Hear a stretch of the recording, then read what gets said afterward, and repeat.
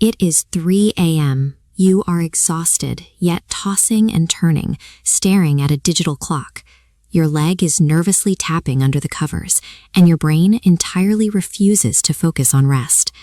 We all experience stress, but normal stress has a trigger, a tight deadline, a near miss in traffic. Once the event passes, stress fades. Anxiety is different. It is a constant, unprovoked default state of being that lingers long after any actual threat is gone. Mentally, it feels like a persistent sense of impending doom. You find yourself constantly worrying without a clear reason, automatically jumping to the worst-case scenario for every minor problem. Physically, the toll is heavy.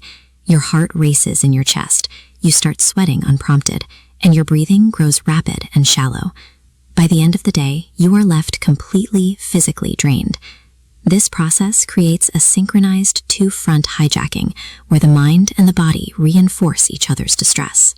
This diagram shows how the hijacking actually works. It starts with a misfire. The brain perceives an invisible threat, like an overblown worry about tomorrow's meeting, and mistakenly sends a chemical danger signal down to the body to prepare for a physical fight. The body obediently reacts. Your heart starts pounding and you hyperventilate. But then the brain feels those very real physical symptoms, misinterprets them, and shoots a warning signal right back up. It assumes because the body is panicking, the original danger is real. You are now caught in a closed circuit. The brain scares the body's reaction validates the brain's fear, and the panic escalates in a continuous loop, even though you are just sitting safely in your living room. To survive a severe anxiety spike, you have to intentionally step in and short-circuit this internal communication loop. The fastest way to break an active loop is to ignore the mind temporarily and target the body first. By forcing your respiratory system to slow down, you can manually turn off the physical false alarm. This animation illustrates the 4-4-6 method, a direct override for hyperventilation. You inhale deeply through your nose for 4 seconds.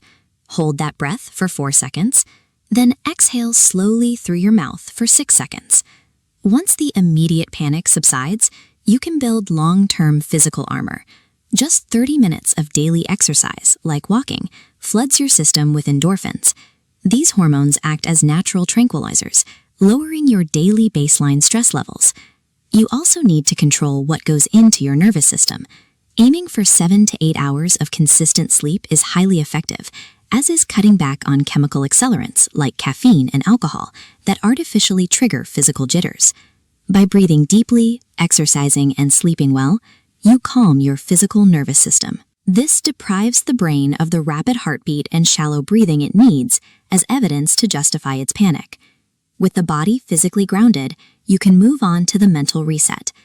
This is where you recalibrate the brain's overactive threat sensors so the alarm doesn't trip in the first place. Dedicating 10 minutes a day to mindfulness meditation trains the brain to remain in the present moment. This practice gradually weakens the neural pathways that lead to catastrophic future thinking, keeping your focus on immediate, tangible reality. Keeping a journal offers a mechanical benefit. Moving abstract, overwhelming worries out of your racing mind and writing them down on paper makes them finite. You can clearly see exactly what you are dealing with. Once the thoughts are on paper, you actively challenge them. You ask yourself, is this worry based on objective facts, or is it just fear?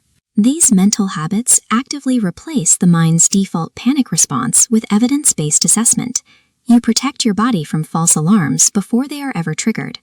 In severe cases, deep breathing and daily lifestyle habits simply aren't enough to break a deeply entrenched loop.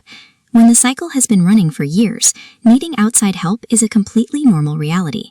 This is where cognitive behavioral therapy, or CBT, comes in. A psychologist uses CBT as a systematic tool to help you identify and actively rewire the destructive thought patterns keeping the loop alive. And when the internal system entirely loses its ability to self-regulate, doctors and psychiatrists can prescribe medications designed to physically balance the chemicals in your brain. Anxiety is a physiological reaction. With the right tactical habits and the right professional support, this internal feedback loop can be systematically dismantled and managed.